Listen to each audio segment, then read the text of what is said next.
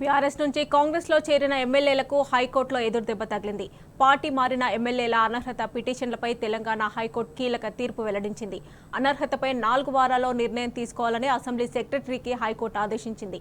లేని పక్షంలో సుమోటోగా మరోసారి విచారణ చేస్తామని హైకోర్టు స్పష్టం చేసింది. ఇక ఇదే విషయంపై స్పందించడానికి మనకి ఫోన్ లైన్లో అవైలబుల్గా ఉన్నారు కుత్బుల్లాపూర్ ఎమ్మెల్యే వివేకానంద గౌడ్ గారు. వారితో మాట్లాడదాం. నమస్తే అండి. నమస్కారం అండి. ఈ రోజు ఏదైతే హైకోర్టు తీర్పునిచ్చిందో ఆ తీర్పుని ఎలా చూడాలి? ఇది కాంగ్రెస్కి ఎదురుదెబ్బ అని చెప్పొచ్చా? అలాగే అంటే మళ్ళీ ఉప ఎన్నికలు వచ్చే అవకాశాలు ఎంతవరకు కనిపిస్తున్నాయి? చాలా స్పష్టంగా ఈరోజు హైకోర్టు ఇచ్చిన తీర్పుతో ఇప్పటికైనా సరే అసెంబ్లీ స్పీకర్ గారు మరి చర్యకు తీసుకోవడానికి ముందుకు రావాలి.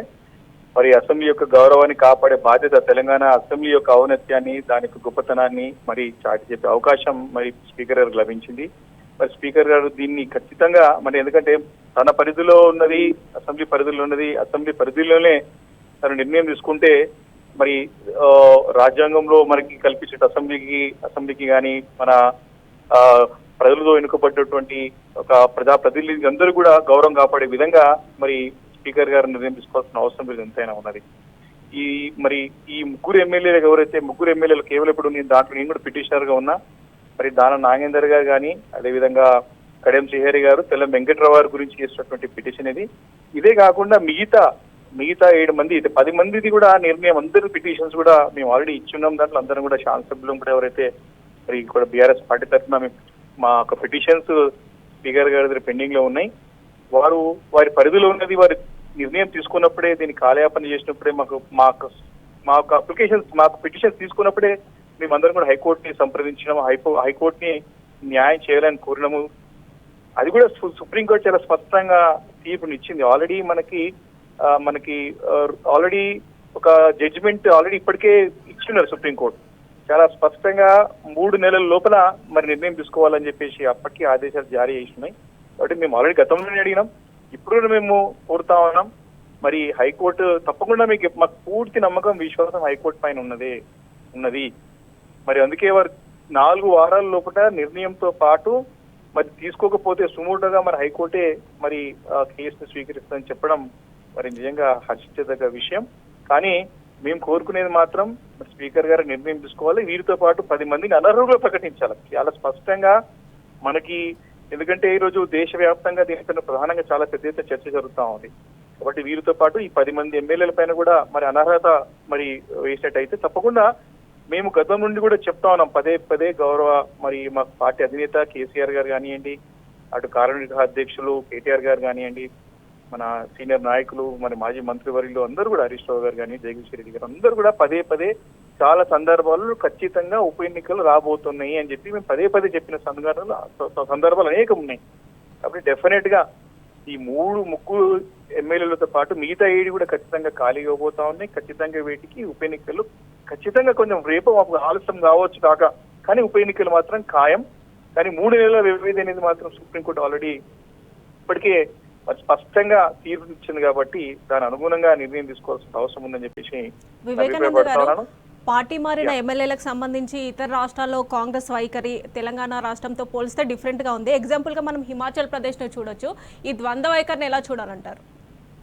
అందుకే ఇప్పుడు వారికి అవకాశం వచ్చింది. వారు ద్వంద్వ వైఖరియా, లేకపోతే ఇక్కడొక నీతి తమ వారికి వస్తే ఒకటి, వేరే వాళ్ళకి వస్తే ఇంకో న్యాయంగా. ఇప్పుడు కాంగ్రెస్ పార్టీ మరి జాతీయ స్థాయిలో రాహుల్ గాంధీ గారు అసలు ఈరోజు వారి పార్టీ మరి ఈరోజు ప్రతిపక్ష నాయకుడు ఉన్నటువంటి రాహుల్ గాంధీ గారు కానీ, కాంగ్రెస్ పార్టీ జాతీయ అధ్యక్షుడు ఖర్గే గారు కానీ వారు కూడా స్పందించాల్సిన సమయం ఆసన్నమైంది. ఇప్పుడు ఈరోజు వాళ్ళు హిమాచల్ ప్రదేశ్ లో ఎవరైతే పార్టీ మారిన ఎమ్మెల్యేలు అవుతున్నారో వారిని చాలా స్పష్టంగా చెప్పినారు, వారికి మేము రిటైర్మెంట్ మరి అయిన తర్వాత వారికి పెన్షన్ కూడా ఇవ్వము, అయిన తర్వాత రిటైర్ బెనిఫిట్స్ కూడా ఇవ్వమని చెప్పి స్పష్టంగా అసెంబ్లీలో తీర్మానం చేశారు కాంగ్రెస్ పార్టీ.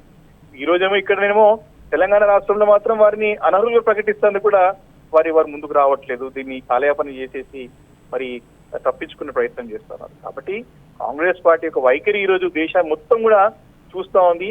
మరి వారి ద్వంద్వ వైఖరితో ఉంటారా, మరి లేకపోతే మరి నిజంగా వారు చిత్తు ఎందుకంటే వారి యొక్క మేనిఫెస్టోలో, జాతీయ మేనిఫెస్టో మీద ప్రకటించారు వాళ్ళు.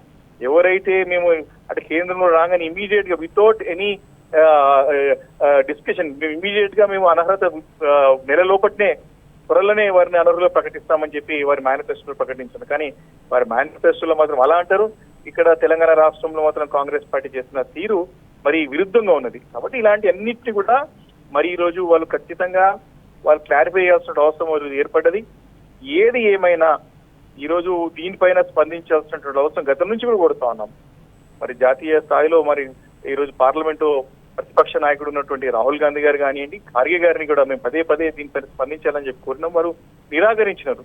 కాబట్టి ఈ రోజు కోర్టు తీర్పు ద్వారానైనా సరే వారు ముందుకు వచ్చి వారు ఉందాగా ఒప్పుకొని మేము మాకు ఇచ్చే మాటకి మేము జాతీయ మేనిఫెస్టో మేమైతే ప్రకటించినామో దానికి కట్టుబడి ఉంటాం, ముందుకు కొనసాగిస్తామని చెప్పాల్సినటువంటి సమయం ఆసన్నమైందని చెప్పి నేను స్పష్టంగా తెలియజేస్తా ఉన్నాను. ఈరోజు 10 మంది ఎమ్మెల్యేలు ఎవరైతే పార్టీ మారినటువంటి బీఆర్ఎస్ పార్టీ నుంచి కాంగ్రెస్ పార్టీ ఎమ్మెల్యేలు ఉన్నారో వారిపైన ఇమ్మీడియట్ గా అసెంబ్లీ స్పీకర్ గారు నిర్ణయం తీసుకుంటారన్న నమ్మకం, విశ్వాసం పూర్తిగా నాకు ఉంది. ఎందుకంటే తద్వారా అసెంబ్లీ యొక్క గౌరవం కాపాడే బాధ్యత కూడా వారిపైన ఈరోజు ఏర్పడ్డది. కాబట్టి ఈ నిర్ణయాన్ని మనం కోర్టులో తీసుకెళ్లి మనము మరి అసెంబ్లీ వ్యవస్థని మనము నిర్వీర్యం చేసుకునే విధంగా ఉండొద్దని చెప్పేసి కూడా ప్రజలందరూ అభిప్రాయపడుతూ ఉన్నారు. కాబట్టి డెఫినెట్ గా ఇది ఈ రోజు ప్రజాస్వామ్యంలో ఇది ఒక కొత్త మైలురాయి, కొత్త మరి దీనికి హైకోర్టు మరి నిజంగా అంత చాలా స్పష్టంగా ఎవరికి అనుమానం లేకుండా, ఎవరికి రెండో ఆలోచన కలిగే విధంగా కాకుండా మరి చాలా స్పష్టమైనటువంటి తీర్పు హైకోర్టు ఇవ్వడం నిజంగా స్వాగతించదగ్గ విషయం. దేశానికే ఆదర్శవంతమైనటువంటి తీర్పు ఈ రోజు హైకోర్టు ఇచ్చిందని చెప్పడంలో ఎలాంటి అనుమానం లేదు. చాలా గొప్ప తీర్పు. ఈ రోజు 4 వారాల్లో తీర్పు వాళ్ళ ప్రకటన చేయాలి, లేకపోతే హైకోర్టే సుమోటోగా తీసుకుంది. దీనిలో ఎలాంటి అనుమానం లేదు. ఖచ్చితంగా వీరిని అనర్హులుగా ప్రకటించాల్సినటువంటి మరి అన్ని కూడా ఉన్నాయి. స్పష్టంగా వారు కూడా కాంగ్రెస్ పార్టీ చేయటమని చెప్పినారు. మరి కాంగ్రెస్ పార్టీ జాతీయ స్థాయిలో కూడా దీనిపైన వారు పదే చెప్తా ఉన్నారు. ఇలాంటి మీకు ప్రోత్సహించమని హిమాచల్ ప్రదేశ్ లో కూడా వాళ్ళు అనర్హులుగా ప్రకటించారు. మరి అనర్హులు ప్రకటించడమే కాక వారికి రిటైర్మెంట్ అయింది, రేపు పొద్దున వారికి పెన్షన్ కూడా వారికి నెలవారీ కూడా వారికి మేము ఏదైతే ఎమ్మెల్యేలకి ఇస్తారో ఊడిపోయింది, అంటే వాళ్ళ టర్మ్ అయిపోయిన తర్వాత కూడా ఎలాంటి బెనిఫిట్స్ ఇవ్వమని చెప్పి తీర్మానం చేయడం చూస్తాం. కాబట్టి ఆదర్శంగా ఈరోజు తెలంగాణ రాష్ట్రంలో కూడా మరి ఈ రకమైనటువంటి తీర్పు తీసుకోవాలని చెప్పేసి కూడా ప్రజలందరూ కూడా వేచి చూస్తా ఉన్నారు. రైట్ వివేకానంద గారు, థ్యాంక్ యూ.